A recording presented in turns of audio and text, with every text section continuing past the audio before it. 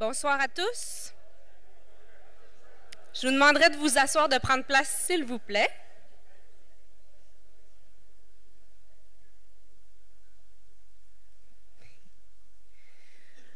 Merci. Alors, bonsoir à tous et merci d'être présents.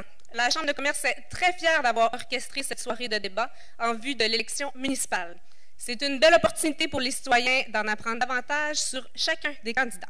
Sans plus attendre, je laisse la parole à notre animateur de la soirée, M. Patrick Bourget.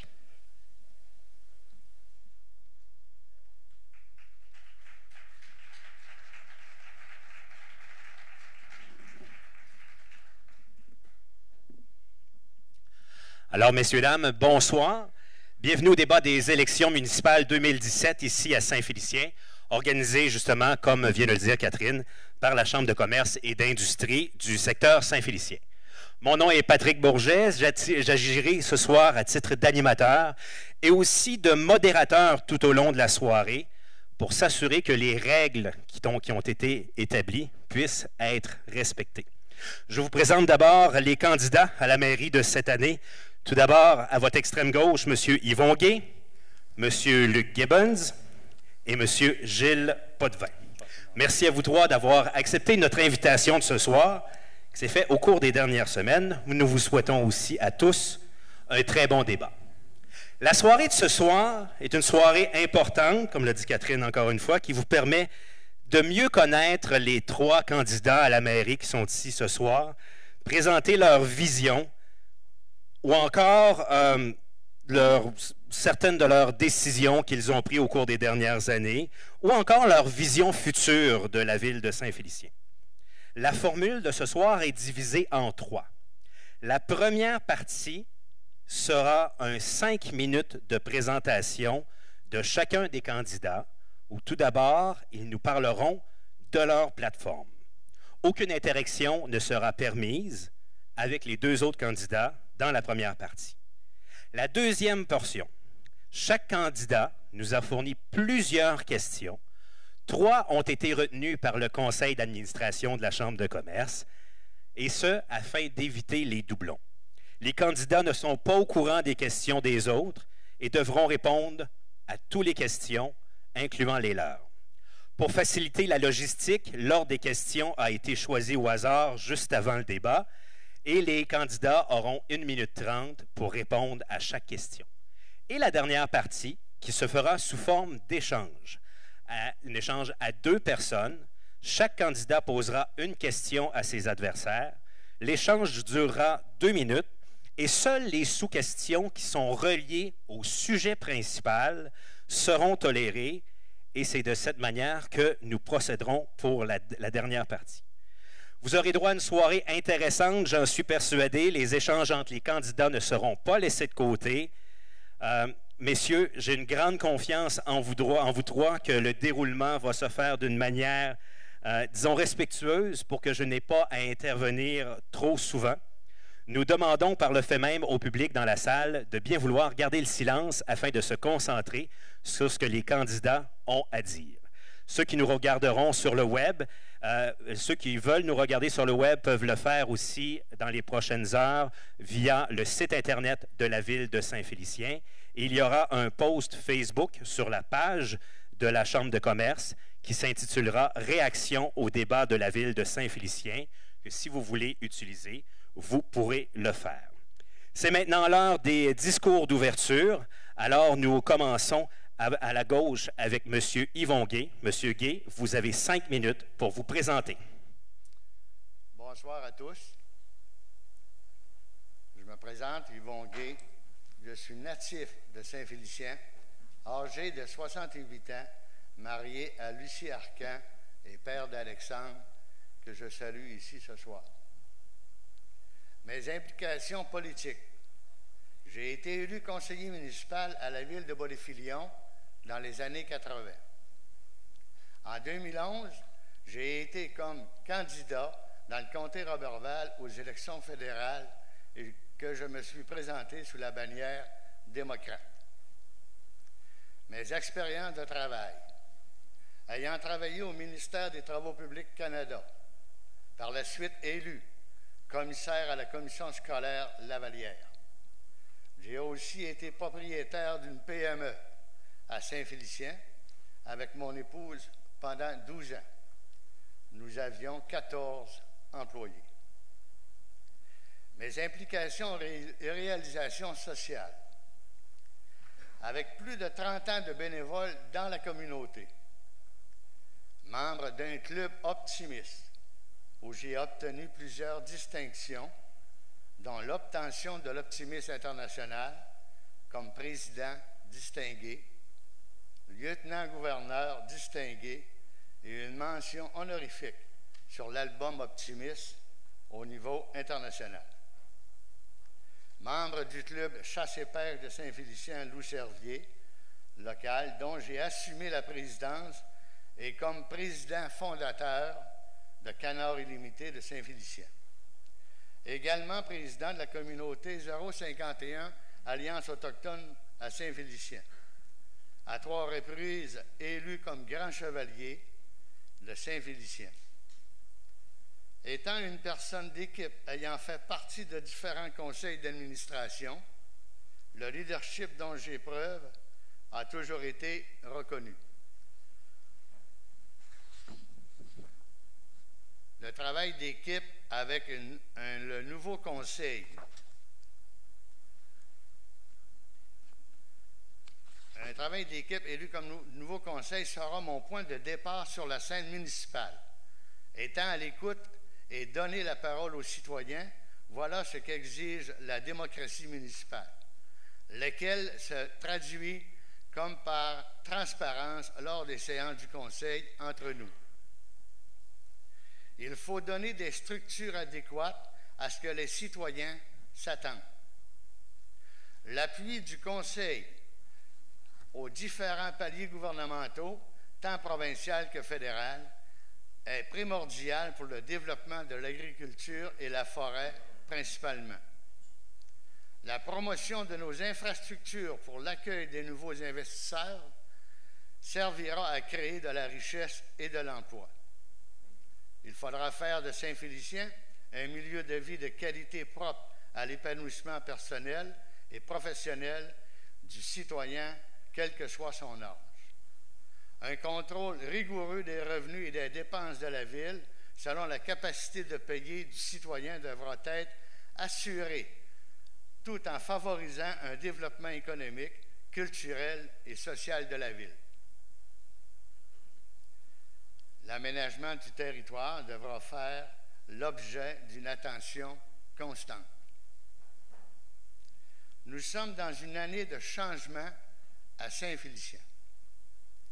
Je compte faire partie de ce changement avec la nouvelle équipe élue. Redonnons aux citoyens ce à quoi ils ont droit. Merci. Alors, merci beaucoup, M. Gay, pour votre allocution de départ. J'invite les candidats, si vous désirez prendre le micro dans votre main, il n'y a pas de problème, on va mieux vous entendre. Ou M. Gibbons, du moins, je vous demandais de rapprocher votre micro pour qu'on puisse bien vous entendre lors de votre allocution de départ aussi. Alors, M. Gibbons, le temps est maintenant à vous. Vous avez 5 minutes pour vous présenter et nous parler de vous. Je me présente. Qui est Luc Gibbons? J'ai été adopté à l'âge de 20 mois par Bernadette Morancy, originaire de Saint-Prime, et Tommy Gibbons, qui travaillait à la Cigagnon. Pour vous situer, mon épouse Christine et moi avons 3 enfants et 3 petits-enfants. J'ai travaillé 37 ans chez Bell, 37 ans dans l'innovation technologique. Je me suis toujours impliqué dans notre municipalité. Durant les 4 dernières années, en plus de bien vous représenter au Conseil, j'ai travaillé sur des différents projets et j'ai accepté, je m'excuse, plusieurs mandats de présidence. Président du Comité de sécurité publique, composé des élus de notre MRC et des officiers de la Sûreté du Québec. Le mandat consistait à analyser la nature des services de la Sûreté du Québec donnés sur tout le territoire de la MRC. Durant ce mandat, j'ai exigé le maintien du programme d'intervention en milieu scolaire par la Sûreté du Québec. Des réductions étaient dans l'air. À mon avis, nous devrions intensifier le support apporté à nos jeunes, surtout avec l'arrivée prochaine de la légalisation du cannabis. J'ai demandé aussi une meilleure surveillance de nos parcs. Nous avons été partenaires aussi avec le Centre d'action bénévole afin de créer un milieu plus sécuritaire pour nos aînés. Aussi, j'ai présidé la Corporation de l'activité pêche avec les élus et les pêcheurs de nos 3 MRC. Cette corporation, dis-je, protège les ressources et fait la promotion de la pêche au lac Saint-Jean et au lac Adjim et ses 16 tributaires. Durant ce mandat, j'ai implanté avec toute notre équipe des frayères à éperlans, une première au Canada. Cette innovation va nous permettre d'assurer à long terme des retombées économiques annuelles de plus de 11 millions de dollars, très bon pour la pêche, très bon pour la ressource et très bon aussi pour notre industrie touristique. J'ai présidé aussi 2 comités de travail pour trouver une solution permanente pour nos sentiers de quad et de motoneige, une problématique provinciale. J'ai proposé à la MRC qu'on pourrait conserver les infrastructures de construction sous la ligne Hydro-Québec, la Dorée-Bout de l'île. Cela nous permettra de se doter d'un sentier de grande qualité qui pourrait rejoindre tous nos sites touristiques. Les travaux vont bon train, je suis confiant. Localement maintenant, une entente entre le relais et les résidents du Rivière-au-Saumon a été conclue dernièrement cette année, pour cette année. Mais maintenant, à long terme, des discussions sont en cours et les dossiers avancent très bien. Merci en passant aux résidents du Rivière-au-Saumon, dis-je, et du relais des Buttes pour leur ouverture.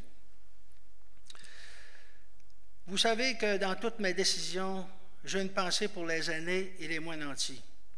Plusieurs réalisations le confirment durant mon passage comme conseiller.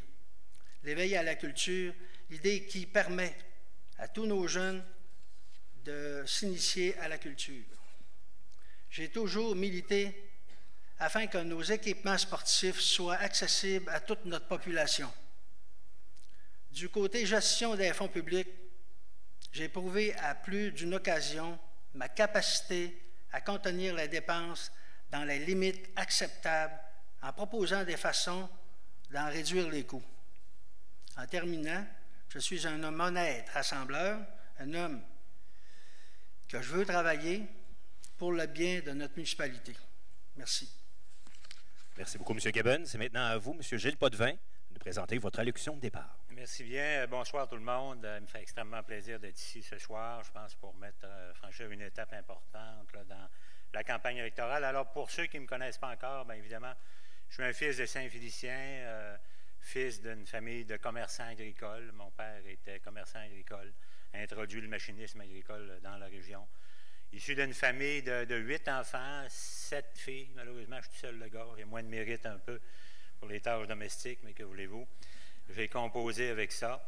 J'ai une formation en droit. Je suis revenu en région quelques années avant le décès de mon père pour assurer une forme d'intérim. Mon père est décédé en 80. J'avais repris le commerce familial que j'ai vendu pour me consacrer essentiellement au début des années 80 au développement économique. J'étais membre de la Chambre de commerce. Le commissariat industriel à l'époque était vacant. On avait des dossiers intéressants. Alors, j'ai opté pour cette carrière-là que j'ai exercée pendant plus de 25 ans pour définitivement là, arrêter de chialer en 2005 et puis essayer de faire mieux que mes patrons, parce qu'à l'époque, on me disait que je chialais pour rien. Alors, en 2005, j'ai décidé de faire le saut en politique pour me consacrer au développement là, exclusif de la municipalité. J'avais été au service de de la MRC, du territoire plus généralement. Mais à partir de mon avenue comme maire, ben, je me suis consacré à ce moment-là à ce que je pense sont mes forces, c'est le développement, la capacité de rechercher des opportunités, et puis surtout mon obsession totale et entière, qui est de redonner la seule dignité qui appartient à l'homme, à l'être humain, c'est le travail. Alors évidemment, ben, c'est ce que j'ai essayé de faire au cours de mes 3 mandats. Particulièrement le dernier où j'ai amené la ville de Saint-Félicien, je pense, à un niveau de notoriété qu'elle n'a jamais connu. On a remporté en 2017 tous les prix du développement durable au Québec, tous les prix de l'aménagement du territoire et le prix principal au Mercurial de la Chambre de commerce du Québec avec Résolu pour la diversification économique là, de zones mono-industrielles. Alors, je pense que ça, c'est un point important qui rejaillit sur la crédibilité du milieu. Et puis, c'est ce qui me motive également pour vous proposer un nouveau mandat. On a tous des enfants, des petits-enfants. Je vous rappelle, je vous l'ai rappelé lors de ma dernière note dans le flambeau, en 2025, des études qui viennent de le confirmer, le Québec sera une des populations au monde les plus vieilles. On va être plus vieux que les Japonais. Alors, qui va nous donner nos services? Qui va continuer de créer la richesse pour maintenir le niveau de vie qu'on a si on n'a pas de relève?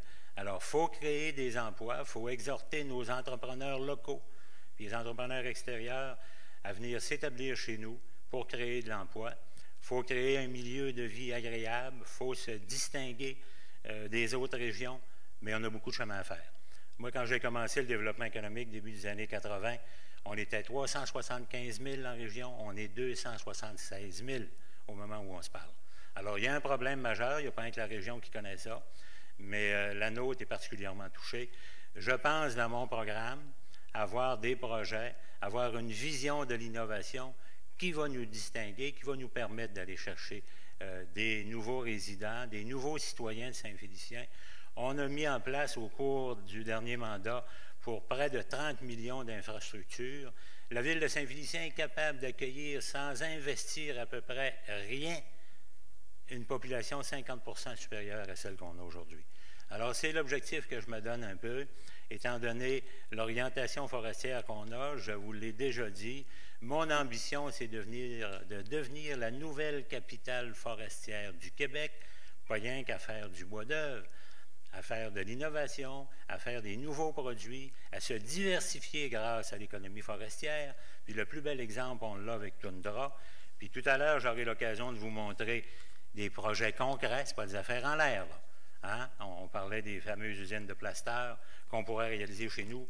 On va demeurer les leaders, la référence incontestée au Canada, sinon en Amérique du Nord, pour la ressource forestière. Mais il ne faut pas oublier que la vraie, puis la seule ressource qui est la plus importante qui demeure, ce sont les entrepreneurs. Il faut s'en occuper, puis il faut être partie prenante à tout point de vue avec eux. Merci. Merci beaucoup, M. Potvin. On va passer à la deuxième partie de la soirée de ce soir avec les questions qui sont proposées par les candidats. Je vous rappelle que chaque candidat, il y aura 3 questions de chaque candidat qui sera posée et tout le monde devra répondre aux questions. Et la première question sera répondue par M. Gibbons. La question est la suivante. Par la suite, M. Potvin et M. Gay répondront à cette question que je pourrai répéter si vous le désirez. Donc, première question de cette deuxième partie. Quelle est votre définition de la transparence en politique municipale? Vous avez, M. Gibbons, 1 minute 30 secondes pour répondre à la question. Bien, pour moi, la transparence, c'est informer le citoyen avant la prise de position du conseil. C'est-à-dire que souvent, on arrive au conseil et on est peut-être, on manque d'informations. Les citoyens nous demandent des informations. Ça vient de passer. Moi, ce que je vous propose, c'est que avant, la semaine avant ou 2 semaines avant, sur notre site Internet, on pourra écrire qu'est-ce qui va arriver dans les prochaines semaines. Aussi, donner de l'information aux citoyens quand on a des travaux. Souvent, on a eu des travaux, les gens font le saut. Oui, on a averti, mais je pense qu'on va être obligé d'avertir plus de bonne heure pour s'assurer que les citoyens ne fassent pas le saut. Si un citoyen, par exemple, des travaux à faire parce qu'on fait des coteurs, bien, il va le savoir plus de bonne heure. Puis aussi, pour les citoyens, bien, peut-être publier notre agenda comme élu, que les agendas soient au vu et au su de tout le monde sur notre site Internet. Ça va pouvoir permettre aux gens de savoir que font leurs élus et où ils sont. Merci beaucoup. Alors, M. Potvin, je répète pour vous la question. Quelle est votre définition de la transparence en politique municipale? Bien, quand on parle de décisions prises par le Conseil, je pense que le gouvernement vient de modifier la loi pour répondre en partie à cet enjeu-là. Dorénavant, on ne peut plus donner d'avis de motion sans pas avoir un projet de règlement. On le sait que le Conseil parle par résolution, par règlement, quand il établit une politique. Fait que cette difficulté-là, qui était peut-être rencontrée dans certaines villes, sur certains projets, va être évitée. Puis la transparence, c'est beau, on veut communiquer le maximum d'informations, mais quand on est mis au fait d'un projet privé, de promoteur privé, on ne peut pas débattre des enjeux quand il y a question de concurrence, quand il y a question de financement. Puis ça, je pense, quand la décision est pour se prendre, elle se prend toujours par des engagements formels de la municipalité. Puis avec cette nouvelle disposition-là de la loi, je pense qu'on va rencontrer les objectifs de tout le monde. Et puis, je pense que le fait que la plénière est toujours au fait, moi, je me suis toujours fait un devoir de même anticiper les projets, les décisions. Tous mes conseils, moi, étaient des fois 2-3 coups en avance sur tout le monde. Alors, s'il y avait des objections, des points éclaircis, c'est pour ça que des fois, les gens disent on n'a pas voté souvent. Bien, moi, je me disais, si on n'est pas unanime pour aller en avant devant la population, soit que je n'ai pas fait mon travail, ou vous ne m'avez pas convaincu, ou vice-versa. Alors, on se donnait le temps de réfléchir, on reportait le projet. C'est pour ça que des fois, ils disaient c'est lourd, mais il faut prendre le temps. Quand la décision est réfléchie et partagée par tout le monde, c'est pour ça qu'en 3 mandats, je n'ai pas eu à voter une seule fois. Merci beaucoup, M. Potvin. À vous, M. Gay. Quelle est la définition de la transparence en politique municipale? La transparence au niveau municipal, elle commence avec le citoyen. Et ensuite, au conseil municipal. Si je suis élu comme maire, il y aura toute une transparence. Il y aura une façon de faire avec les élus, où les élus auront à débattre certains dossiers ou à expliquer certains dossiers avec la population. C'est ça que la population veut avoir à Saint-Félicien quand on adopte un règlement ou quand on adopte une résolution quelconque, sans donner d'informations. Les gens sont tannés de devoir faire des signes de tête. Donnons l'information adéquate. Les citoyens s'attendent à ce genre d'informations et le responsable au niveau du conseil municipal, en tant qu'élu, aura un travail à faire de ce côté-là. Merci.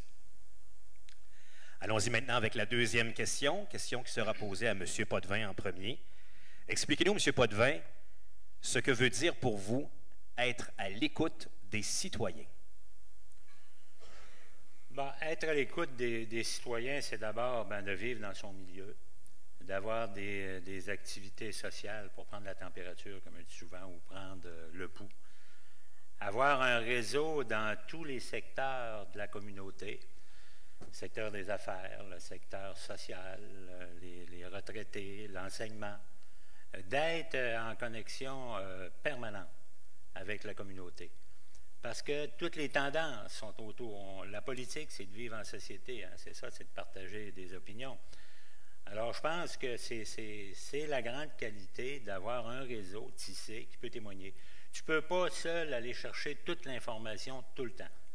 Parce qu'en plus de tes fonctions, si tu t'impliques, si tu acceptes des mandats à l'externe, tu ne peux pas être continuellement dans la communauté.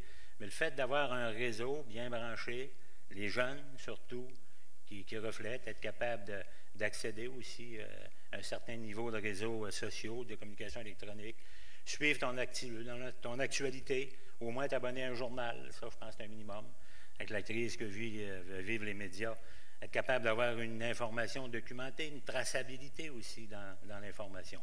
pour moi, là, en gros, c'est ça. C'est bien, merci.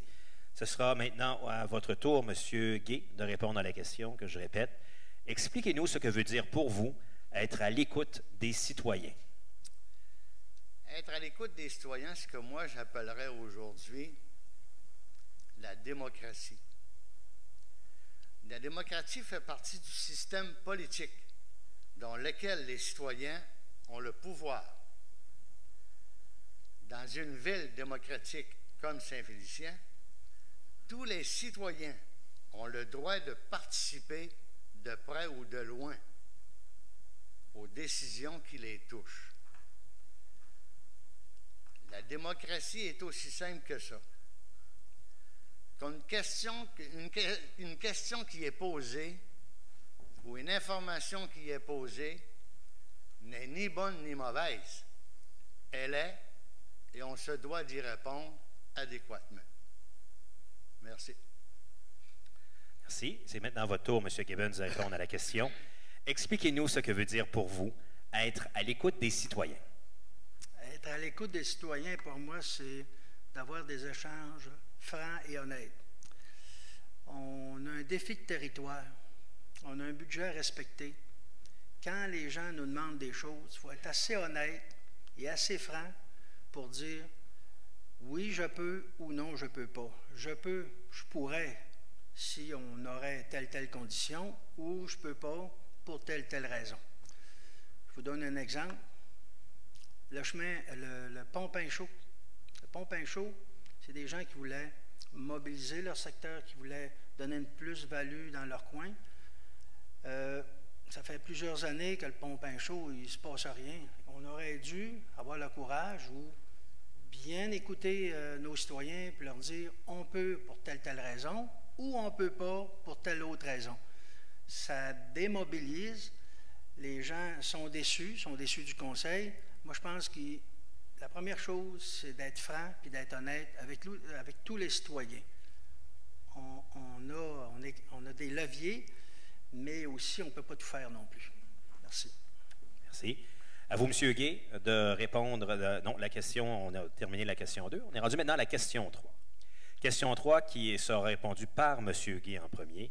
M. Gay, quelle importance donnez-vous à la qualité de vie dans notre municipalité? La qualité de vie, je crois qu'elle est importante. Ce sont la population qui la crée, la qualité de vie. La population sont payeurs de taxes, comme tout le monde. Et on se doit, nous, en tant que membres élus d'un conseil, être capable de donner une qualité de vie à qui que ce soit, aussi bien à nos jeunes que nos aînés. On s'attend à avoir des services de la municipalité dont on est capable de payer et on se doit de le faire. On est capable de vivre dans une ville ou en harmonie, qu'on est capable de rester chez nous avec nos gens et avoir des services. La ville est là pour en donner des services. On a toutes les infrastructures qu'il faut et s'il faut en améliorer, on améliorera. Merci. Merci beaucoup. C'est à vous, M. Gibbons, de répondre à la question. Quelle importance donnez-vous à la qualité de vie dans notre municipalité? C'est une importance primordiale. Les gens payent justement pour avoir des services. Donnons des bons services et on va augmenter la qualité de vie. Je vous dirais que la qualité de vie aussi est importante. Si on veut aider nos employeurs, la meilleure façon, c'est de donner une bonne qualité de vie à leurs employés. Donc, je vous donne des exemples de qualité de vie que la ville peut faire en donnant de meilleurs services. La sécurité des gens. Vous prenez coin Notre-Dame et boulevard Hamel, on a un feu de signalisation. Bien, il faudrait, si on voudrait être sécuritaire et donner une meilleure qualité de vie, bien, il faudrait installer pour les piétons, un piéton pour les piétons, si je peux prendre le terme.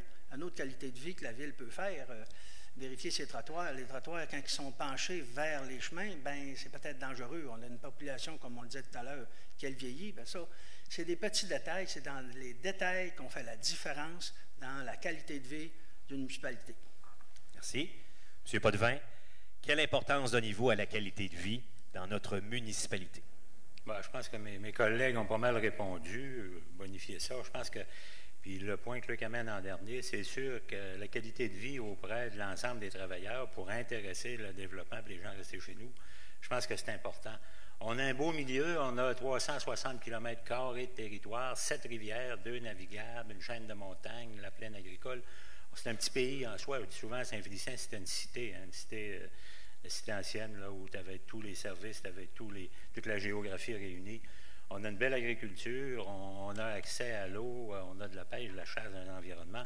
Alors, c'est tout ça. Et puis, ben, on se donne aussi la qualité de vie là, en proportion de nos moyens. Je pense qu'on l'a fait avec notre centre sportif. On n'a pas bâti un projet, on n'a pas rajouté un deuxième aréna qui aurait été inaccessible. On a rénové celui-là pour à peine 1,5 million, 2 millions, puis ça fait l'affaire. On a un projet pour se donner un parc, une surface synthétique pour nos jeunes, pour les inciter. On a un centre de vélo de montagne, puis la ville est toujours dans ces initiatives-là. Puis, des fois, c'est pas rien qu'à la ville à donner aussi. Il faut que ça vienne du milieu, ça vienne des gens, des bénévoles eux-mêmes, qui viennent appeler la ville à participer. Puis ça fait toujours les infrastructures ou les intrants de meilleure qualité, quand ça répond vraiment aux citoyens sans les imposer. Alors, je pense qu'on n'est pas en mal, Saint-Félicien. Personne peut nous envier, là, peut nous reprocher de manquer de qualité de vie. L'eau qu'on boit, là, c'est ça, je trouve ça de valeur ce soir. On aurait pu avoir l'eau du robinet, elle est meilleure que celle-là. Elle nous coûte assez cher, puis on la distribue assez parcimonieusement, alors il faudrait l'utiliser. Puis ça, c'est un des éléments primordiaux de notre qualité de vie. Bien, merci, M. Potvin.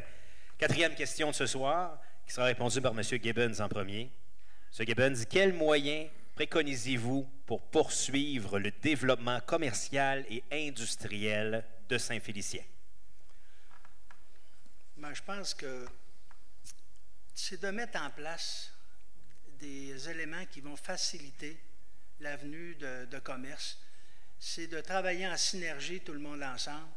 C'est d'écouter aussi les demandes de ces gens-là. Dernièrement, j'apprenais qu'on avait fait une résolution de la Chambre de commerce disant qu'on voulait garder la route en avant ici. Bien, je pense qu'avant de dire on change de place ou on modifie, bien, il faut rencontrer les gens. La première chose dans le développement, je pense que c'est la communication avec tous les intervenants. C'est bien. Maintenant, vous, M. Potvin, de répondre à la question. Quels moyens préconisez-vous pour poursuivre le développement commercial et industriel de Saint-Félicien? Dans un monde hautement compétitif, là, où il n'y a plus de règles qui tiennent, il n'y a plus d'entente sur le bois d'œuvre, l'ALENA va tomber, la gestion de l'œuvre va probablement tomber, moi, ce que je vous dis, ça vous prend plus qu'un maire. Ça prend un commissaire industriel à plein temps, puis ça prend un lobbyiste à plein temps. Ce que je fais depuis 12 ans, pour le prix d'un seul. Puis on va être juste pour passer à travers. La game est assez difficile, la compétition est assez forte, que ça va prendre plus qu'un maire dans son bureau qui atteint les opportunités. Ils ne viennent pas seuls. Il n'y a pas de proposition qui nous vienne sur la table. Il faut que tu descendes dans la rue, il faut que tu te rendes à Québec, à Montréal, à Ottawa, à Toronto, aux États-Unis pour aller chercher. C'est comme ça, tout le monde veut du développement, tout le monde court après. Les infrastructures, on les a. Moi, je pense qu'on a deux puits d'initiatives, d'opportunités exceptionnelles, nos centrales thermiques. Vous le voyez ce que ça donne? Vous voyez ce qu'il y a dans mon programme, lisez-le comme il faut. C'est une autre phase de développement de 20 ans qui est là-dedans. Mais il va falloir que la municipalité s'implique, il va falloir que la municipalité réussisse un tour de force comme on l'a fait à côté de l'usine de Kraft. Alors moi, c'est ce que je vous propose, c'est la solution gagnante. Chez nos voisins à Roberval, on octroie un mandat de 100 000 $ par année pour se payer des études économiques, puis un commissaire en plus du CLD. À Adelbourg, Maria-Chapdelaine, on donne des mandats des lobbyistes à coût de 25 000 $ pour obtenir un rendez-vous avec un ministre ou une compagnie. Moi, je fais ça dans mes activités courantes. Alors, c'est la solution que je vous propose de maintenir. Merci, M. Potvin. C'est maintenant à vous, M. Gay. Quels moyens préconisez-vous pour poursuivre le développement commercial et industriel de Saint-Félicien? Pour les prochaines années, ce sera un énorme travail pour les élus et les personnes responsables du développement dans Saint-Félicien. Je m'attends que ce sera très difficile dû à la situation économique. Tout d'abord, ce serait peut-être d'inviter les promoteurs à venir s'installer chez nous, les industries ou commerces, et développer et faire connaître davantage nos infrastructures. Être capable d'accueillir ces usines-là pour de la transformation ou quoi que ce soit. On parle de forêt, on parle d'agriculture, on est capable de les accueillir, mais il faut le faire davantage, ce qui va garder nos emplois chez nous et nos jeunes. Merci. Merci. On passe maintenant à la 5e question. Question qui sera posée à vous, M. Potvin, en premier. Le centre-ville n'est actuellement pas à son plein potentiel. Certains locaux sont vides. Donc, que comptez-vous faire pour en assurer la survie tout en maintenant l'affluence des touristes? Bien, écoutez, je pense qu'on a réussi au cours des derniers mandats quelques bons coups. 3 belles implantations nouvelles au cours du dernier mandat. Mais il va falloir être encore plus agressif. Puis où on a marqué des points, là, puis rappelez-vous tout le monde, vous avez tous eu connaissance de ça, c'est quand la municipalité a fait des acquisitions, puis a mis à terre. Des îlots déstructurés, des îlots passés date, là, impropres là, au commerce d'aujourd'hui, des vieilles constructions. On faisait des trouées, puis ces trouées-là ont été remplis en partie. Alors, je pense qu'on voit, il y a des projets qui sont dans l'air. Si on veut, on a un paquet de belles fenêtres sur la rivière, on a un intérêt, puis c'est plus court passer par le centre-ville que même faire le tour par la voie de contournement. Alors, il faut créer des points chauds. C'est sûr qu'on a le commerce automobile qui nous amène beaucoup de monde. Il y a des commerces spécialisés qui se sont implantés, mais il faut renforcer ça. On a mis en place des structures pour inviter des gens à demeurer au centre-ville avec les projets de Pharmaprix, des condos qu'on a installés, des services spécialisés.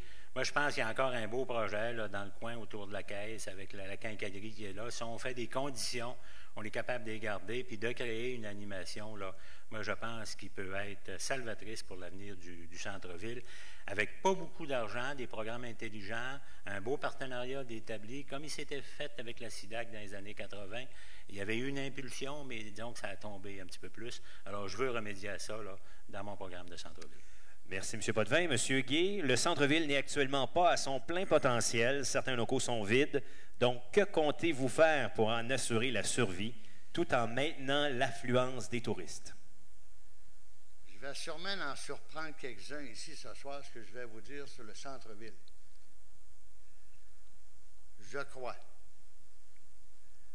que le centre-ville est désuet pour une simple raison. Le stationnement. Les gens qui veulent aller au centre-ville sont obligés de se stationner en arrière des édifices. La madame qui a besoin d'une chaussure, elle va aller au centre d'achat, elle n'a pas l'intention d'aller au centre-ville. Là où je me pose la question, y a-t-il lieu de garder la piste cyclable sur le boulevard Sacré-Cœur? Je ne suis pas contre le vélo, mais on a 2 pistes cyclables à Saint-Félicien. Une sur le boulevard Sacré-Cœur, une autre sur le boulevard Amel. Les gens me posent la question et me font des commentaires. Où est la rentabilité de la véloroute sur le boulevard Sacré-Cœur? Moi, je dis, redonnons aux gens de Saint-Félicien le boulevard Sacré-Cœur adéquat. Et peut-être que ce sera peut-être une partie des solutions pour faire revivre le centre-ville. Ça, c'est mon point de vue. Et je pense que ce sera quelque chose qui sera discuté avec le nouveau conseil municipal. Merci. Merci, M. Gibbons. Le centre-ville n'est actuellement pas à son plein potentiel. Certains locaux sont vides. Donc, que comptez-vous faire pour en assurer la survie tout en maintenant l'affluence des touristes? OK. Le commerce a bien changé depuis plusieurs années avec Internet, avec les centres d'achat. On voit même les centres d'achat ont de la misère. Moi, je pense que le centre-ville, pour lui donner une plus-value, c'est de faire de la construction résidentielle, remettre de l'activité dans le centre-ville. On a toutes les infrastructures qui sont là. Je pense qu'on pourrait être dans la classe économique, là, au lieu de faire de l'étalement. Bien, je pense qu'on pourrait peut-être meubler plus notre centre-ville. Et si on a des résidents, bien, il va se créer des petites boutiques, il va se créer de l'achalandage. Je pense que tout a été dit sur ça, là. Mais vous comprendrez aussi qu'avec une population qui vieillit, ben, les services changent, les besoins changent, et comme je le disais, le commerce change aussi. Merci. Il reste 4 questions à la deuxième partie. Question numéro 6 qui sera posée à M. Huguet. M. Huguet, quelle est votre perception de la démocratie en 2017 face aux citoyens qui vous auraient élu? Tout à l'heure, je me suis exprimé sur la démocratie. Ça revient à dire à ça ce que je vais vous redire la même chose. La démocratie, elle est bonne pour tout le monde. Aussi bien un élu que le citoyen. Il a droit de parole aussi bien qu'une autre personne. Et on doit être à l'écoute. C'est ce que les gens reprochent actuellement au Conseil. Manque de démocratie. Donnons-lui la parole, donnons-lui le droit de s'exprimer. Et là encore, il n'est ni mauvais ni bon, la critique ou la démocratie. Elle est. Et on se doit de vivre avec. En espérant que ça se fasse de bonne volonté dans une démocratie louable. Merci. M. Gibbons, la question pour vous. Quelle est votre perception de la démocratie en 2017 face aux citoyens qui vous auront élu? OK. On n'a pas une grosse cote, là, nous, les petits politiciens, même les grands aussi. Je pense que dans les années à venir, ce que je propose, c'est être plus près du citoyen pour avoir une démocratie plus active, que les citoyens s'accaparent aussi à leur ville, puis que le contact soit meilleur pour avoir une meilleure démocratie. C'est une question qui est quand même assez large. Hein? C'est à peu près ça. Bien. M. Potvin, quelle est votre perception de la démocratie en 2017 face aux citoyens qui vous auront élu? On voit ce qui se passe là, dans les médias aujourd'hui, depuis quelques jours, quelques mois, même depuis un an ou deux avec ce qui se passe aux États-Unis. Il y a une réalité là, avec les médias sociaux que la démocratie ne sera plus jamais la même. Il y a des moyens qu'il va falloir acquérir. Je pense que ça passe par les communications électroniques. Il y a des logiciels de consultation permanents qui existent. Je voyais ça encore dernièrement, des compagnies qui nous en proposaient. Là. Il y a même eu quelqu'un ici, M. Bouchard, un professeur du Cégep, il y a quelques années, qui nous avait proposé un logiciel de participation active. On croyait peut-être pas à ça dans le temps parce qu'il était trop visionnaire, mais aujourd'hui, ça va être monnaie courante. Alors, je pense qu'on pourrait peut-être intégrer, on se questionne là, sur le maintien de notre journal, Le Flambeau, est-ce que c'est le meilleur outil? Les gens ne l'utilisent pas beaucoup, les associations un peu. Est-ce qu'on ne devrait pas plutôt créer ce lien-là en temps réel avec la population pour anticiper le questionnement, anticiper l'évolution des dossiers? Mais encore là, jusqu'où on va, jusqu'où on s'arrête? Les médias électroniques, la radio est bien présente chez nous. Regardez les journaux écrits, là, il en reste un, puis il est menacé, c'est les employés qui l'ont acheté. Comment on va l'utiliser? Ils nous proposent de nous couvrir différemment. Je lisais ça dans l'édition de cette semaine. Là. Peut-être qu'il va y avoir une amélioration, mais c'est vrai que c'est très large, comme dit Luc. Comment répondre à tout ça pour embrasser les demandes de tout le monde en même temps, puis continuer de fonctionner en démocratie? La démocratie, c'est également prendre des décisions à un moment donné.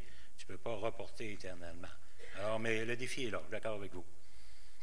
Excellent, excellent. Question maintenant numéro 7 qui sera posée à M. Potvin tout d'abord. L'innovation est essentielle au progrès de la municipalité. Quelle conception en avez-vous? Bon, je pense que moi, c'est un point qui me plaît particulièrement. On vient d'en parler. L'innovation, c'est pas rien que bricoler, hein? C'est pas faire une trappe à souris, là, sans ressort, c'est pas ça. L'innovation, c'est de changer nos façons de voir, se débarrasser des paradigmes qu'on traîne depuis longtemps. C'est faire différemment avec la même ressource, dans la même entreprise, mais produire un nouveau produit sous une présentation différente. Mais ce n'est pas également de croître plus, c'est de se développer, mais autrement. L'innovation, c'est ça. C'est de ne pas avoir peur des idées des jeunes qui nous poussent, qui nous disent, ben écoute, bonhomme, c'est pas de même que ça devrait marcher. Ben oui, de se virer puis de l'accepter.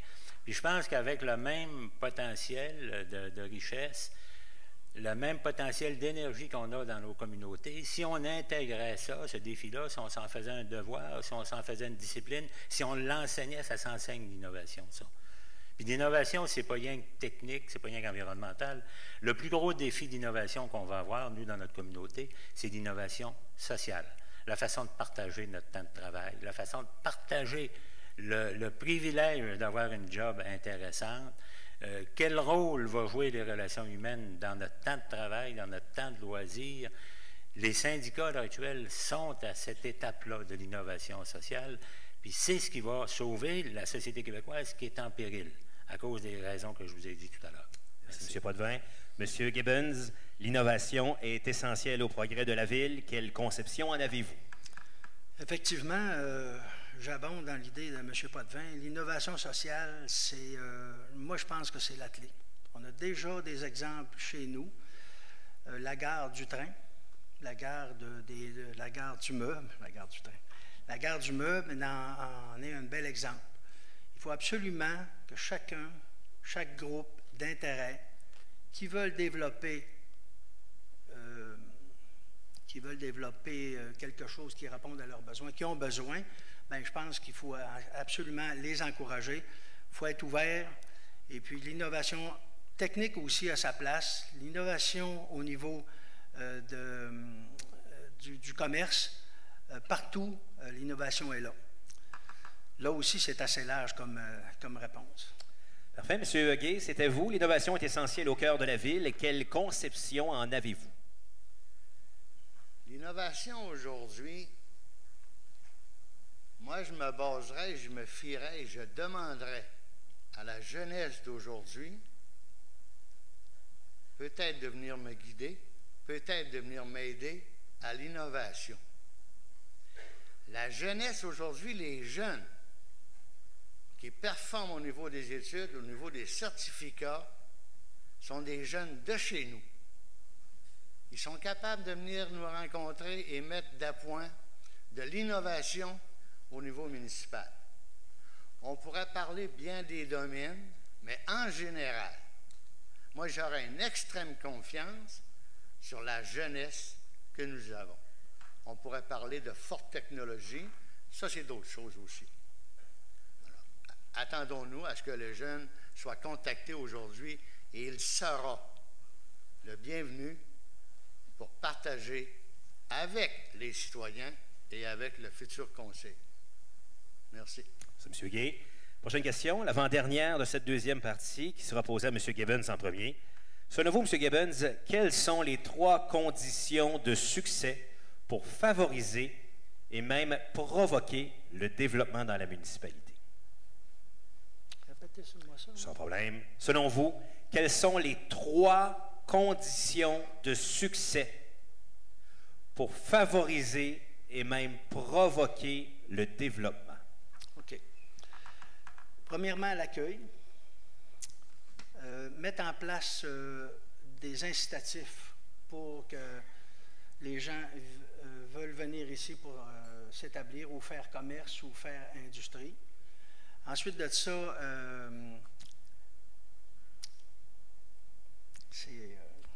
vous pouvez pas, ouais, t'as le commerce, des incitatifs. Ensuite de ça, je suis comme bloqué, là. Je vous le dis, je suis comme bloqué. Vous nous parler d'accueil, d'incitatif. Bien, l'accueil, écoutez, là, c'est assez simple, là. Il faut mettre en place là, des crédits de taxes dans la limite de ce que les villes peuvent faire. Après ça, de l'accueil au niveau de notre municipalité, puis des terrains. Puis, tu sais, il faut partir et dire aux gens, ben écoutez, on est là, puis vous pouvez venir chez nous, là, vous allez être bien accueillis. C'est bien. Maintenant, M. Gay, quelles sont, selon vous, les 3 conditions de succès pour favoriser et même provoquer le développement de la municipalité? C'est la grande communication avec des investisseurs. Les investisseurs qui veulent venir à Saint-Félicien, où on doit aller les chercher, On doit leur vendre nos infrastructures, nos installations, ce que nous avons chez nous, ou à partir de là, s'il faut améliorer certaines infrastructures, le Conseil le fera. Pour être capable de créer de l'emploi et de la richesse chez nous. C'est peut-être ça qui nous manque. Oui, on parle de différents grands projets. Je suis bien conscient. Je n'ai pas le projet énorme demain matin. Il faut regarder aussi la situation où on en est rendu aujourd'hui. Est-ce qu'on est capable et on a les moyens de payer? Ça, c'est une autre affaire. Alors, il faut essayer de donner de l'information à la population vers où on s'en va au niveau du développement, au niveau commercial et nos jeunes, les industries. Développer davantage, c'est ça ce que ça prend. Parce que moi, ce serait toute une motivation pour le développement. Merci. Merci. Merci, M. Potvin. Selon vous, quelles sont les 3 conditions de succès pour favoriser et même provoquer le développement dans la municipalité? L'expérience vous répondra. 3 conditions pour réussir le développement. L'enthousiasme, la confiance et la générosité. Pourquoi? L'enthousiasme, c'est générer, entretenir l'espoir. C'est ça, être positif, voir de l'avenir, voir l'avant, pas regarder en arrière, pas attendre après le gouvernement, pas attendre après le voisin. C'est ça, première condition. Confiance, croire dans ses promoteurs, dans ses collaborateurs, dans ses fonctionnaires, qu'on paye assez cher et qu'on est content de les payer parce qu'on va chercher des compétences, pas repasser en arrière d'eux autres, avancer pendant que ces gens-là restent sur le terrain puis ils travaillent. Générosité, partager le succès, les retombées, consentir un effort. Luc le dit, dans les infrastructures, un petit programme, ça ne coûte rien. Mais c'est ça, des fois, qui va déclencher l'investisseur. La générosité, c'est ça. Alors, pour moi, c'est 3 conditions très simples, élémentaires, qui constituent la recette à succès et universel du développement: enthousiasme, confiance et générosité. Merci beaucoup. Dernière question de cette deuxième partie. Question numéro 9 qui sera posée tout d'abord à M. Gay. Quel rôle la ville de Saint-Félicien peut-elle jouer dans le dossier de l'industrie forestière? Il y a actuellement un travail qui est fait au niveau de différents paliers gouvernementaux et surtout fédéral. On en entend parler depuis plusieurs années. La ville de Saint-Félicien, jusqu'à maintenant, à ce que je sache, a donné son appui fortement pour le développement au niveau de l'industrie forestière. Qu'est-ce que ça prendrait de nouveau? Nous ne sommes pas nécessairement des maîtres d'œuvre. Le maître d'œuvre au niveau de la forêt, c'est le fédéral. Et on doit lui apporter un appui inconditionnel pour tout développement ou toute modification ou aide à l'industrie forestière qui génère des emplois chez nous, et on se doit de participer entièrement pour les garder chez nous, ces gens-là. C'est une industrie qui est rentable pour les employés et les commerçants de la place. Je ne suis pas assis au sein du conseil, mais c'est mon opinion, et je crois qu'il y a déjà une structure qui est déjà établie, et on se doit de continuer davantage à le procurer au niveau de la forêt une aide. Merci. Merci. M. Gibbons, quel est le rôle de la ville de Saint-Félicien? Quel rôle la ville de Saint-Félicien peut-elle jouer dans le dossier de l'industrie forestière? Bien, c'est historique. Chez nous, on a eu la forêt, on a eu plein de moulins. On a toujours appuyé l'industrie forestière, on l'a accompagné dans ces grands changements et on va tout simplement continuer, mais il faut que les gens sachent qu'on est avec eux, que tout à l'heure, je parlais justement de la qualité de vie. La meilleure chose qu'on peut donner à tous ces employeurs-là, y compris eux, c'est une qualité de vie pour leurs employés. Merci. M. Potvin, quel rôle la ville de Saint-Félicien peut-elle jouer dans le dossier de l'industrie forestière? Un rôle majeur, déterminant pour l'avenir de toute l'industrie forestière québécoise. Premièrement, la forêt, ce n'est pas le fédéral, c'est une juridiction exclusivement provinciale. C'est le Québec qui gère sa forêt. Alors moi, je pense qu'avec l'usine de pâte Kraft qu'on a, c'est la dernière au Québec, n'oublions pas ça. C'est une des plus petites en Amérique du Nord. Moi, je pense que l'usine de Kraft de Saint-Félicien, dans l'éventuelle crise de copeaux qu'on va vivre au cours des prochains mois de la prochaine année, a un rôle déterminant pour éviter la fermeture des scieries. Puis surtout, Saint-Félicien vient de donner le ton. Je vous parlais des prix tantôt qu'on a gagnés. On est en nomination pour 3-4 prix internationaux, en passant, pour la diversification. Le fait que l'industrie forestière québécoise s'est associée avec l'agroalimentaire pour se diversifier, consolider ses assises, c'est majeur. On est per capita au Canada la ville qui produit le plus d'énergie à la base de biomasse. On a 2 centrales thermiques, on fait au-delà de 50 mégawatts, puis on produit 100 000 tonnes de granules. Puis on produit de la bûche densifiée. Tout ça autour de l'industrie, on fait du bois d'ingénierie avec l'AMCO, qu'on va consolider définitivement, j'espère, au cours des prochains mois. Alors, on est diversifié, on a pris la voie, on est le modèle, on est l'émule de toute l'industrie québécoise, sinon canadienne. Alors, Saint-Félicien est appelé à un rôle majeur. Il va falloir que le leader à la tête de la ville soit capable d'aller témoigner et revendique tout le support nécessaire pour permettre cet épanouissement-là total de l'industrie chez nous. Merci beaucoup. Merci. On va passer à la troisième partie. Juste avant, je veux juste dire à Caroline que la question du public Facebook qui a été posée et aussi la question de la Chambre, je ne les ai pas avec moi, je ne les ai pas reçues. Alors, si tu peux me les envoyer, me donner durant la troisième partie, ce serait apprécié pour que je puisse les poser par la suite. On va passer justement à cette troisième partie, donc partie 1 à 1, où les candidats vont poser une question à un autre candidat et il y aura une interaction de 2 minutes. Seules les sous-questions sous le thème principal seront acceptées. J'ai les questions en main. Les candidats ont les questions en main.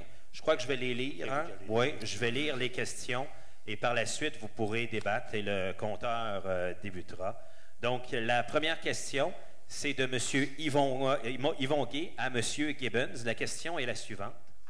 Votre pourcentage de présence au conseil municipal, aux séances, semble faible depuis 4 ans.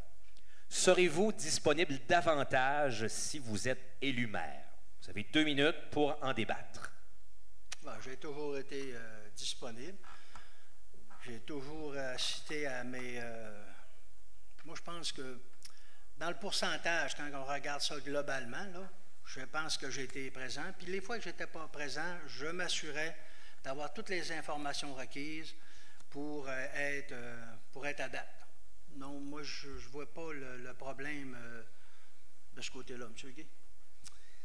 C'est pas ce qu'on regarde à la télévision et c'est pas ce que les commentaires viennent des gens. Je pense que vous avez quand même un taux d'absentéisme sur les 4 dernières années. Je ne parle pas des 24, les 4 dernières années quand même médiocres. Je vous répondrai, M. Gay, qu'avec ce que j'ai fait comme présidence, avec les voyages que j'ai faits au niveau des quads, au niveau provincial, puis tout ça, il s'est avéré que quelquefois, je ne pouvais pas être là, mais en général, je m'assure d'avoir le suivi. C'est bien, merci. La prochaine question sera de M. Gibbons à M. Potvin. Alors, M. Potvin, comment voyez-vous l'application de la nouvelle loi 122? Ben, je pense que c'est un pas important que les municipalités réclamaient du gouvernement depuis toujours. Rappelez-vous, là, puis ça, c'était péjoratif. Puis c'était pas engageant pour des politiciens d'aller assumer les tâches qu'on assume. On était des créatures du provincial. Ça, c'était comme ça que c'était dit. Hein. Alors maintenant, le gouvernement provincial nous dit vous êtes des partenaires. Alors, des partenaires, puis avec une nouvelle loi refondue, ça donne certains privilèges, ça donne certains avantages qu'on n'avait pas. Entre autres, maintenant, on a une marge de manœuvre, on a un pouvoir discrétionnaire de 250 000 $ que le conseil peut appliquer à sa guise sur n'importe quel projet, de n'importe quelle façon. Alors, tout le levier, des fois, le petit coup de pouce qu'on avait besoin pour une entreprise, un organisme en difficulté, il n'y avait pas de règlement, il fallait se faire un règlement, aller en consultation, des fois, qui était lourde, pénible, puis qui était nécessaire, la loi l'obligeait, on arrivait au bout du compte, bien, il était trop tard. Alors ça, je pense que c'est une belle flexibilité. Si c'est bien appliqué, c'est bien compris, puis avec un cadre qu'on va se donner, je pense que c'est super intéressant. L'autre aspect, c'est que les avis publics sont quand même limités. On ne va pas se limiter à nos sites de la Ville, à nos publications. Et puis, les référendums tels qu'on les a connus ne seront plus obligatoires.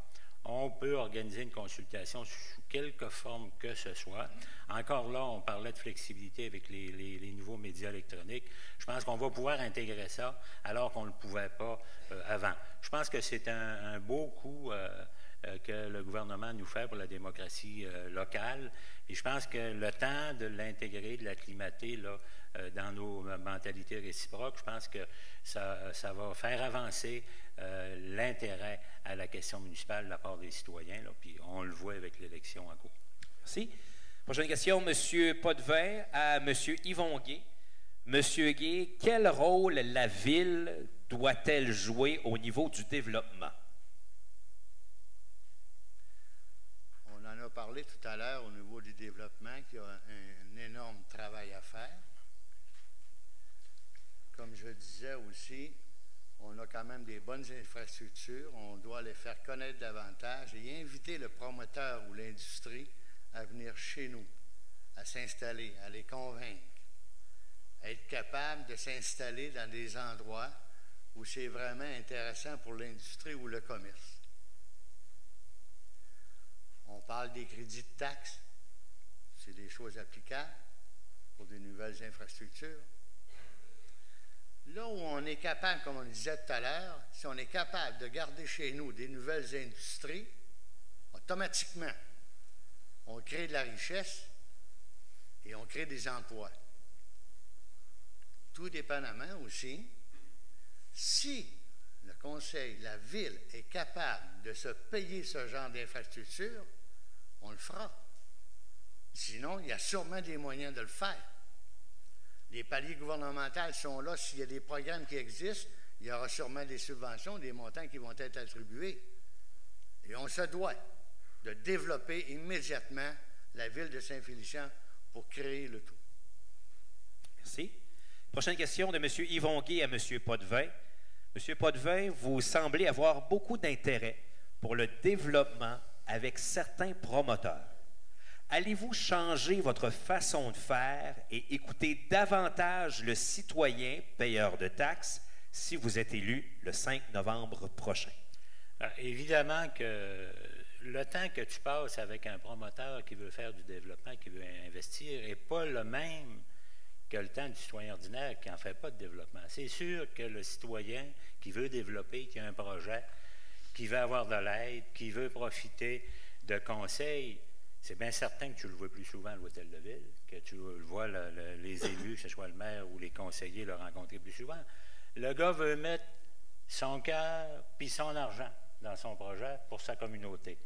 Alors, c'est normal qu'on donne un peu plus de temps et qu'on soit un peu plus visible. Tu sais, les projets récents qu'on a faits, quand les gens investissent 2-3 millions chacun, dans un secteur où ils n'ont pas vraiment d'expertise, où on est les premiers à franchir le ruisseau, c'est pas évident. Alors, ça prend de l'encadrement, puis quand tu as une référence, puis c'est moi, là, c'est parce que je n'ai pas le choix, j'ai 40 ans d'expérience en développement. C'est normal qu'on vienne me consulter peut-être un peu plus souvent, puis que je sois là. Mais j'ai toujours aidé, puis n'importe qui vous le dira, du plus petit promoteur au plus important. Je n'ai jamais négligé mon temps, puis je ne le négligerai pas non plus. Parce qu'on le sait que c'est important, puis je vous l'ai dit, la ressource la plus importante d'une communauté, c'est son capital humain, puis entre autres, ses entrepreneurs. La journée qu'on n'aura plus d'entrepreneurs, puis là, ça commence à être épeurant d'être entrepreneur, il n'aura plus de vie communautaire. Puis on va devoir quitter, la région va se désaffecter d'elle-même. On le voit là. On a le réflexe de la grande entreprise. La grande entreprise est en difficulté, ne peut plus être là. Alors ça va être les petits projets un par un. 2 jobs ici, 5 jobs là, 1 job là. Un travailleur autonome là. Puis je peux en parler. Mais dans ma famille, c'est des travailleurs autonomes. Je suis issu d'une famille de travailleurs autonomes. Alors je n'ai pas peur de ça. Moi, n'importe quel promoteur, j'ai fait ça toute ma vie. Du petit projet à l'initiation au gros projet de 100 millions de dollars, puis éventuellement encore plus gros, parce que je n'ai de cesse que la création d'emplois, puis le soutien à ces gens-là qui risquent leur vie, puis qui risquent leur avenir dans des projets. Merci. Prochaine question de M. Gibbons à M. Gay. M. Gibbons vous demande, M. Gay, jusqu'où le Conseil peut-il s'impliquer dans l'aide aux nouvelles entreprises? Jusqu'où le Conseil peut-il s'impliquer dans l'aide aux nouvelles entreprises? Il y en a beaucoup d'aides que le Conseil peut apporter. Premièrement, on parle de développer peut-être des secteurs, des infrastructures. On peut être peut-être de crédit de taxes. Il y en a beaucoup. En autant que ça ne déroge pas, possiblement, certains règlements, ou venant à l'encontre des statuts et villes. Ça, c'est très important. Le Conseil se doit d'être prêt à donner l'aide opportune, tout en ayant la capacité de payer. Si on ne l'a pas, il y a sûrement des aides ailleurs qu'on est capable de les chercher. Je ne veux pas non plus que la Ville, demain matin, soit employeur, créateur d'emplois, parce que la Ville a investi, on n'a pas le droit. Mais une aide au niveau des investisseurs, au niveau des infrastructures, au niveau de l'aide à l'industrie ou le commerce qui vient s'installer chez nous, le Conseil de Ville doit être attentif en consultant aussi le citoyen. Et si le citoyen donne l'accord et l'appui au Conseil de Ville, on continuera. C'est tout qu'un atout, la population. Merci. Merci. Dernière question de cette troisième partie. M. Potvin à M. Gibbons. M. Gibbons, M. Potvin vous demande quelle est la ressource la plus importante pour Saint-Félicien? C'est le potentiel humain. Écoute, c'est sûr que les promoteurs, les employés, les employeurs, je pense que, et aussi la famille, c'est ensemble qu'on va sûrement innover, et je suis persuadé que c'est sûrement avec les gens, être ouvert avec ces gens-là qu'on va travailler. Oui. C'est bien? Oui. Parfait. Merci beaucoup. Alors, Caroline, je prendrai les questions si tu es en mesure de me les apporter, s'il vous plaît. Merci, Catherine.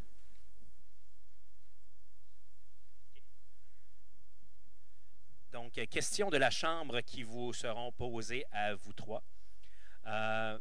Quelle est votre position concernant le projet de faire dévier la circulation en prolongeant la voie de contournement? M. Potvin. C'est un vieux dossier qui remonte à des conseils même antérieurs à ma présence au conseil. C'est un dossier qui n'a jamais été complété. Un dossier important dans le temps de la voie de contournement qui avait été mis de l'avant par le conseil d'il y a 15 ans à peu près. Même plus que ça, 20 ans. Il y avait une commission des transports, j'étais commissaire, on avait assisté aux consultations. Dernièrement, le conseil a demandé au ministère des Transports, les fonctionnaires sont réunis avec la direction régionale, notre directeur général, notre chargé de projet, puis on a demandé au ministère des Transports de faire une mise à jour du dossier de la voie de contournement. Rappelez-vous, la dernière fois qu'on avait parlé, c'était justement en campagne électorale, où on avait brassé un peu là-dessus. Et puis, au lendemain de l'élection, je pense que M. Couillard m'avait demandé si le Conseil serait d'accord pour reporter le règlement de ce dossier-là pour permettre la route d'Obidjouan, ce qu'on a fait. Ça fait 4 ans. Alors, moi, je pense que c'est pour ça qu'on l'a demandé. Le Conseil était sage, je l'ai demandé avant l'élection, pour que le prochain Conseil ait en main les positions puis l'orientation définitive du ministère des Transports pour permettre une consultation ultime et finale de la population sur ce dossier-là. Si les gens ne veulent pas que la voie se continue sur la 167 et qu'on ferme ça là, qu'on se contente d'un petit carrefour giratoire pour arrêter les stops, qu'on aménage l'entrée de la ville, qu'on fasse double, qu'on mette un mur séparateur sur le boulevard Saint-Félicien, c'est la 169 qui se continue de toute façon, puis qu'on ignore la 167, pas de problème, les gens décideront. Mais on aura la position du ministère, l'argumentaire du ministère. On a le fameux mur coupe-son qu'il faut régler aussi. On a des nouvelles propositions qu'on a eues dernièrement encore, là, plus végétalisées qu'autre chose, mais qui pourraient être intéressantes. Alors, je pense qu'on va avoir un dossier rapide. On nous l'a promis avant les fêtes, la position du ministère. Et puis, on le déposera à la population, puis le Conseil avisera à ce moment-là. Parfait. M. Gibbons, à vous, quelle est votre position concernant le projet de faire dévier la circulation en prolongeant la voie de contournement? Ma position est assez claire, je l'ai dit il y a quelques semaines. Les gens qui sont installés sur le long de cette artère, l'achalandage pour eux est très important. Moi, je ne pense pas que détourner une partie du trafic, l'envoyer au rando, va aider ces gens-là. Puis je ne pense pas qu'ils sont d'accord à ça non plus. Moi, puis il faut savoir aussi qu'avec le commerce électronique, bien, il y a une autoroute aussi qui passe un petit peu partout, là, qui enlève du commerce à tout le monde. Bien, moi, ce que je propose, c'est sûr qu'il faut se parler. Il n'y a pas seulement que cette route-là, il y a le boulevard Amel, il y a le boulevard Sacré-Cœur, c'est toutes des artères très importantes, puis il faut décider ça dans une situation globale. Puis il faut vraiment compléter la voie de contournement. Le mur coupe-son, ça, c'est un incontournable, là. Il va falloir le faire là, prochainement. Moi, c'est dans ce sens-là. Il faut se parler, mais il ne faut pas non plus que le Conseil impose. Il faut vous écouter. Merci. M. Gay, maintenant à vous, quelle est votre position concernant le projet de faire dévier la circulation en prolongeant la voie de contournement? Oui, le prochain conseil aura sûrement les documents, comme M. Potvin vient de dire, au niveau du ministère du Transport, les mises à jour là-dedans. C'est quand même assez difficile de se prononcer quand tu n'es pas assis au conseil. Par contre,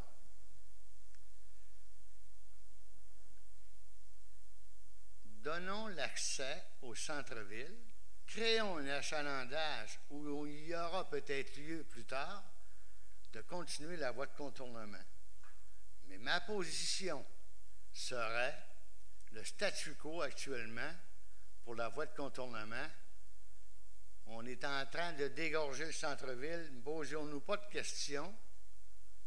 Pourquoi les commerces aujourd'hui sur le centre-ville ils ont de la misère? Rappelons-nous, il y a X années, on avait le trafic lourd, on stationnait à chaque côté, et tout le monde passait.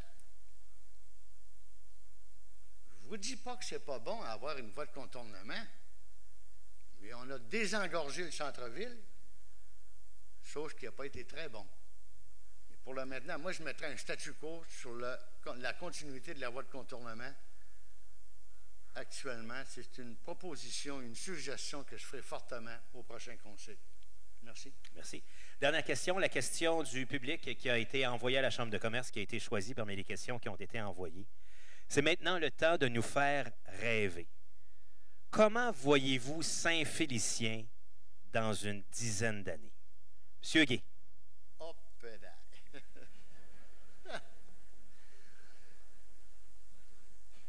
Je ne le sais pas. Je ne le sais pas. Peut-être que je ne serai même plus là. Mais si on est capable de développer et de donner des services davantage à Saint-Félicien, ce serait le merveilleux.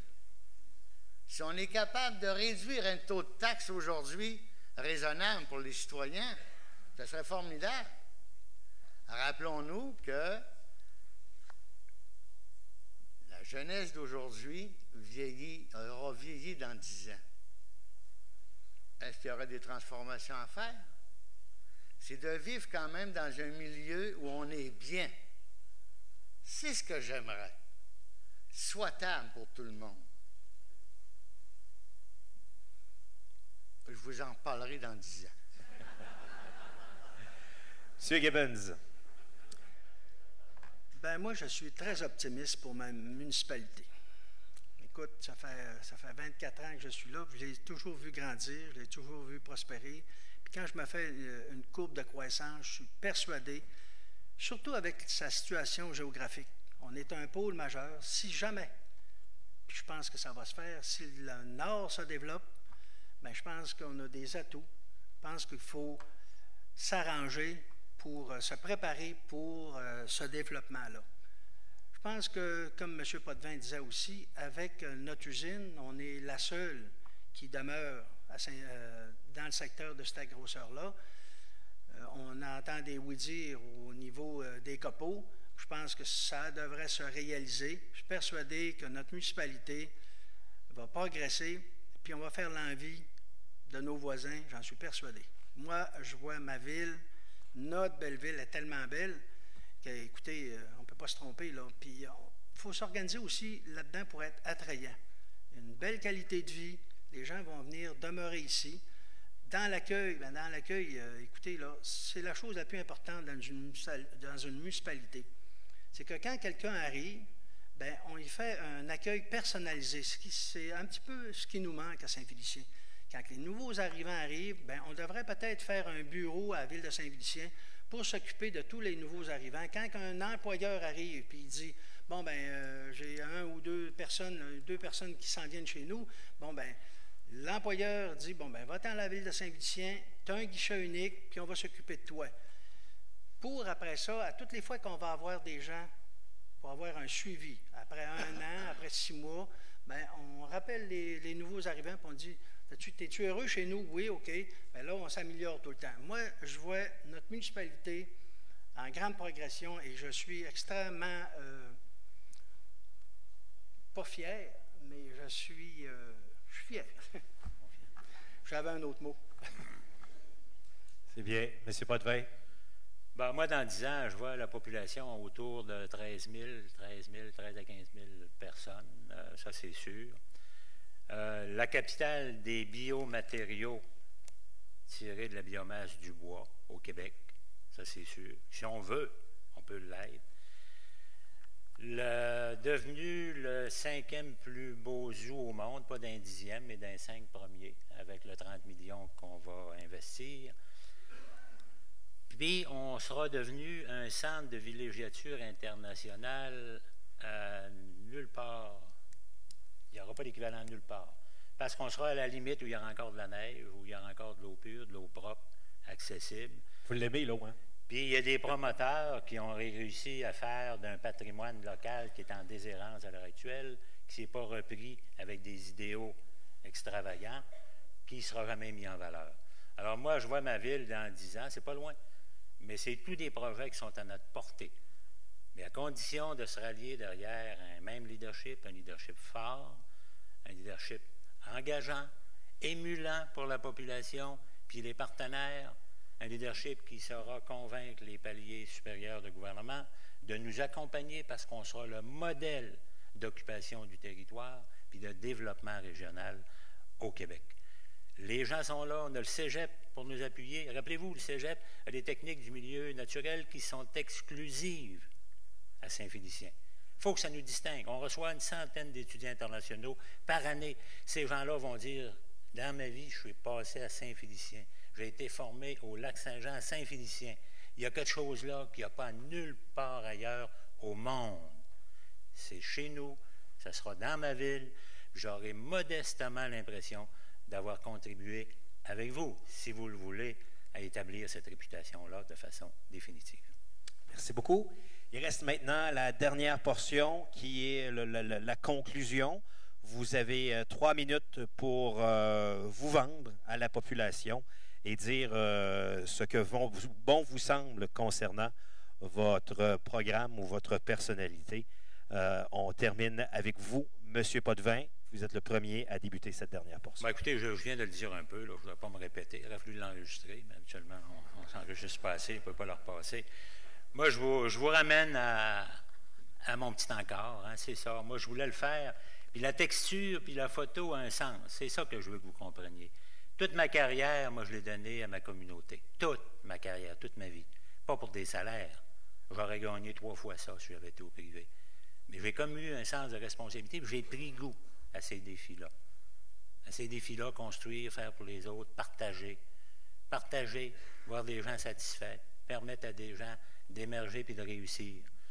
Moi, j'ai un thème, c'est l'avenir. On ne peut pas rester statu quo à nulle part. C'est impossible de ce temps-là, parce qu'on ne passera pas, on ne réussira pas à survivre. On a tous des enfants, je vous l'ai dit tantôt, des petits-enfants. C'est pour ça qu'on est là. On est là tous les trois. Là, y a pas de...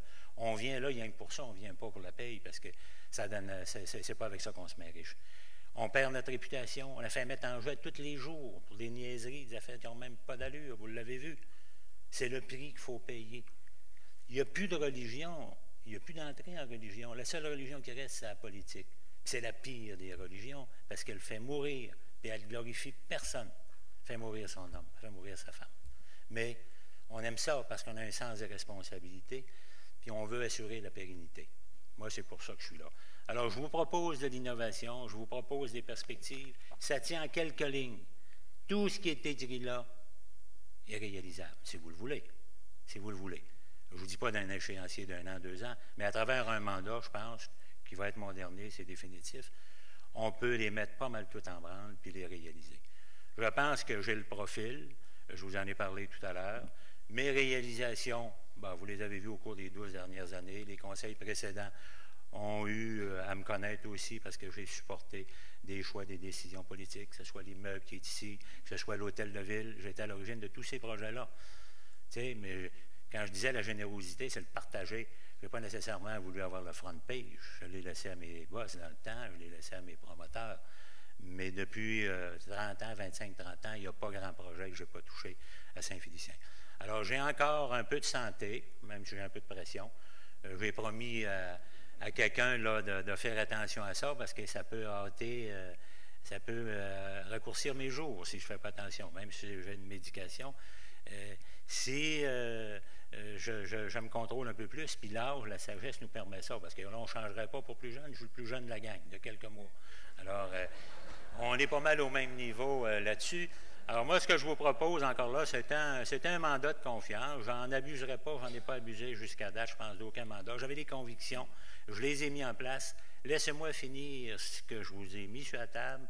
Vous allez être surpris, étonné, mais vous allez être emballé avec moi. Merci. Merci beaucoup. Monsieur Huguet, maintenant, à vous. Je me présente devant la population aujourd'hui, leur demandant un mandat en tant que maire et être capable de la représenter adéquatement. J'aurais pu lancer des projets avec un programme énorme. Ne connaissant pas les finances aujourd'hui de la ville, qui sont sûrement bonnes, parce qu'on vit, ne connaissant pas les finances aujourd'hui, moi je dis que le nouveau conseil va s'asseoir, va regarder la situation, et à partir de là, il y aura des projets. Si je fais un projet aujourd'hui que je ne le réalise pas dans la première année, tu nous as menti, va. C'est des chiffres que je n'ai pas. Je ne peux pas rien promettre. Je pourrais promettre de geler les taxes, baisser les taxes. Est-ce qu'on a la capacité de le faire? Je ne sais pas, peut-être. On verra en temps et lieu. Le nouveau conseil sera assis, il regardera la situation aujourd'hui et prendra les décisions. J'ai décidé de me présenter au conseil municipal en tant que maire pour un changement majeur au conseil de Saint-Félicien. Depuis le mois de mai dernier que je travaille sur ce dossier-là, en consultant et en parlant avec beaucoup, la démocratie. Ça a rapporté. Ça va bien. Je le conçois. Travaillons ensemble. J'ai mis mon nom en tant que maire.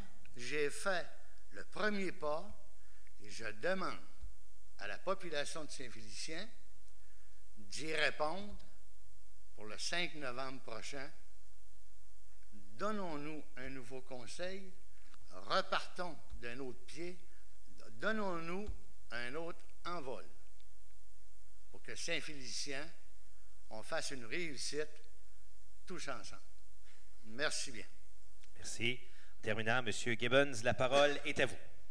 Merci. Ce n'est peut-être pas une question d'âge, c'est une question d'attitude. Ce que je vous propose pour le prochain mandat, un début du mandat dans un climat de confiance et d'échange, je vous propose une consultation citoyenne. Mon objectif est d'établir ensemble une stratégie d'accueil, installer un climat propice à l'investissement et de trouver ensemble l'équilibre entre le développement et la qualité de vie. Notre municipalité a beaucoup de ressources. Il faut les mettre à profit. Une façon d'aider tous les employeurs, c'est de donner à leurs employés une belle qualité de vie répondant à leurs attentes. Je vous propose une gestion transparente et près du citoyen. En terminant, je vous offre mes services avec mon expérience et avec mes valeurs. Le 5, votez pour Luc Gibbons, le maire de tout le monde. Merci. Merci beaucoup. On pourrait les applaudir. C'était ce qui termine cette portion.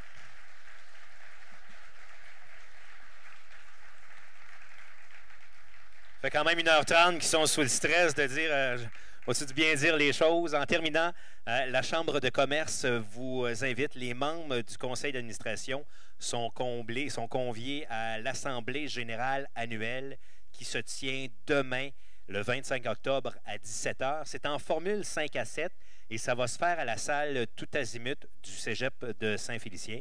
Alors, si vous voulez vous joindre à nous et voir ce qui se passe dans votre chambre de commerce, vous êtes les bienvenus. En terminant, je vous rappelle encore une fois notre post Facebook qui sera mis dans les prochaines minutes, ou si vous voulez réagir au débat de ce soir, nous vous invitons à le faire sur ce post-là qui va s'appeler « Réaction au débat de la ville de Saint-Félicien » sur la page de la Chambre de commerce et d'industrie de Saint-Félicien. Merci beaucoup et bonne fin de soirée.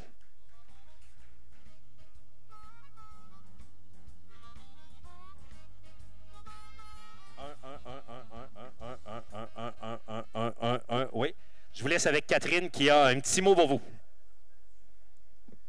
Oui, j'aimerais juste dire merci à tous d'avoir été présents. Merci.